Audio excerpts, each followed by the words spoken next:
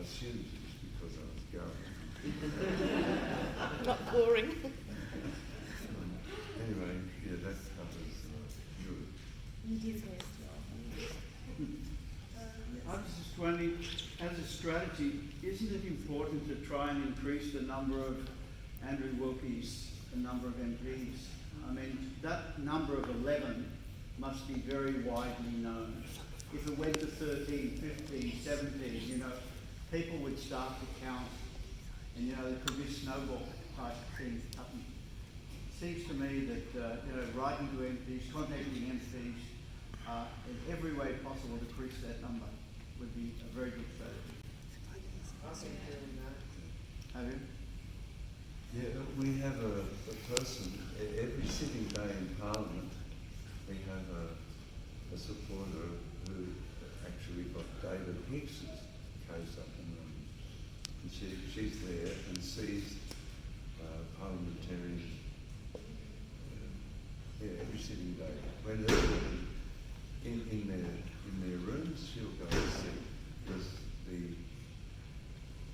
the thing in the Liberal Party is that they're anxious that they have a long time in government now, similar to what happened to John Howard. The overlay of Hicks was on John Howard. The overlay of Julian's matter is on the current government, and Howard lost his seat and they lost government. So they're concerned, they're nervous, and they're silent publicly, silent privately, growing support.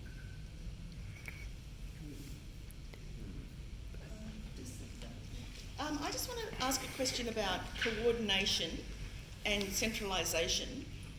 There's just so many disparate groups, and like I try and spend a couple of hours every day working on this, but I find myself reinventing the wheel a lot. So somebody puts out a piece like this morning's piece by Amanda Horton. There's a lot of mistakes in it or things that could be challenged. I go through and underline it, you know, blah, blah, blah. But there must be a lot of other people that are doing that, and then they write on Twitter or whatever.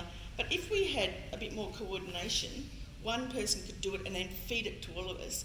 There's so many groups, and every time I go onto Twitter or Facebook, there's more groups, and I try and join them all. But there's literally thousands and thousands of people, but so disparate. And if we had some kind of coordination, we could have like the action of the day, and people could sign on for 2 minutes and do the action of the day. So it might be hit those 2 Irish MEPs, all their social media and say thank you, and just you're doing the right thing, people know, or whatever. And then another thing is about fact checking. So it seems to take so long to find out the facts. So, for instance, why didn't his lawyers challenge? Why didn't they challenge the bail sentence? Sorry to interrupt. So I'm trying to get to a point. This is very important. you're literally just wanting to know if there's a central. I'm actually kind of pleading the case of it and saying how important it is. But it is going to a question, like, why isn't there? Because we're being so ineffective. I waste hours every day. So in that example, why didn't the lawyers challenge the bail thing?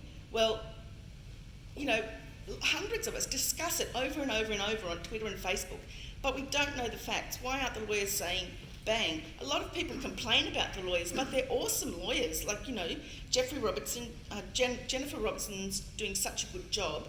All this energy that gets wasted by supporters complaining about the lawyers, there needs to be some central information that says they can't give away their strategy, but here's some reasons or here's some facts, because we're all misinforming each other and wasting a lot of energy. Okay. And then I just want to say that if there's centralisation, we can do things Can we try and just tackle that one question?